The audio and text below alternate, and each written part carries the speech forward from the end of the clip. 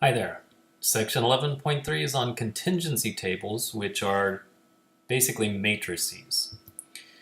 So we're going to test the claim that two variables are independent. Here's a quick example. The way that a person votes is that independent of their gender. So with gender, there's only two categories, male and female. So there's no numerical data. You can't say gender is 7.3, 8.6, 5.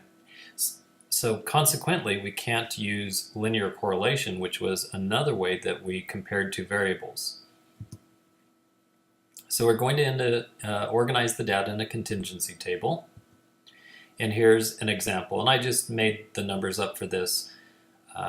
Would you vote for Hillary Clinton? And let's say out of 120 men, 45 said yes. Out of 150 women, 80 of them said yes. Okay, here's the same data, and I'm going to organize it in a table, a contingency table.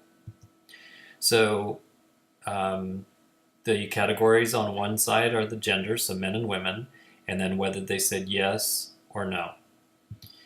And for the men, it was 45 yes, so if you subtract from 120, you would find out that leaves 75 for no. And for women, it was 80 that said yes, and if you subtract from the 150, that would be 70 that said no. In order to use in order to find the test statistic, we're going to use the calculator. And this is something that we haven't done before. We're going to use a matrix. If you look down here in the very lower left-hand corner in blue, it says matrix. So I had to go to second matrix. This is the first screen. Then move over to edit and hit enter. And if you haven't used this before, you would need to type in this as a 2 by 2, which means it has 2 rows and 2 columns. And if you haven't used the calculator before for this, then what it'll do is it'll put zeros in here, and you just have to type in the numbers 45 enter, 75 enter, 80 enter, 70 enter. Okay, that's done. Then get out of the matrix, so put second quit, and go back to stat, move over to tests, and look for chi-squared test.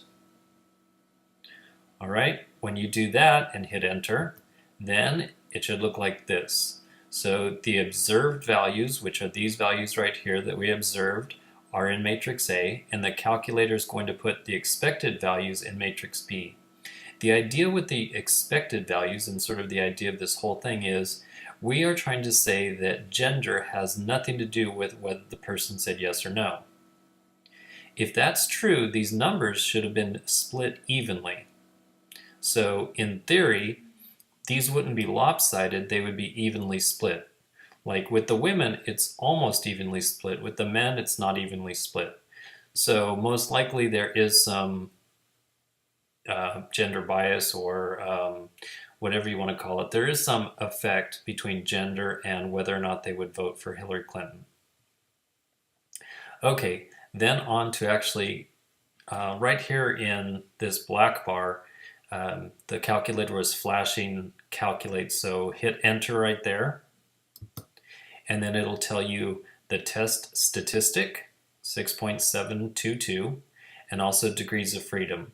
For chi-squared, that's table A4, and go ahead and use degrees of freedom, 0.05 for right tail. These are right tail only tests, so whatever the alpha is, that goes in the right tail. And if you look up table A4, you'll find the critical value 3.841. And then just write down the test statistic, which is 6.7. That definitely goes past the critical value, and so we did prove something. So the claim of independence is rejected, or in other words, they're not independent. That then means they are dependent. So somebody's gender is dependent on how they vote, or how they vote is dependent on their gender. And as you can see, there's a higher percentage of women that would vote for Hillary Clinton compared to men. Keep in mind that I just made up those numbers. Next example. So with this one, the data was just given as a little list right here, but with the next example, we're going to test the claim of independence between gender and then the balance on a Visa card.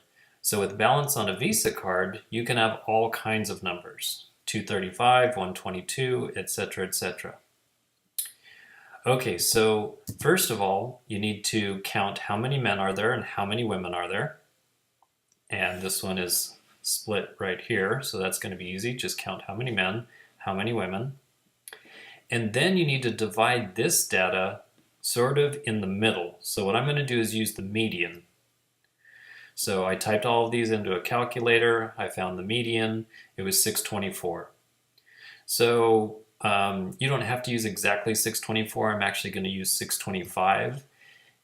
It's a little bit easier for me to remember, 625 for some reason. So everybody with a balance under 625, I'm going to count them. So I'll just go through and put a little check mark by everybody that has under 625. And that would look like this. So I counted, there's 19 men, 16 women, and then I just put a check mark if they had a balance less than 625. Okay, and I counted, there was 9 of the men that were under 625 and 9 of the women were under 625. So next we need to make the contingency table or the matrix. So here's the categories under 625 or over 625 compared to their gender. And it's like this, there was 9 men under 625 and 9 women under 625. And then if you just count the ones that don't have check marks, you would get this 10 and 7. So that makes the contingency table. And use the calculator to find the test statistic. So this is the same as I just did. We're going to go to matrix. So put second matrix, move over to edit, type in the numbers 9, 10, 9, 7.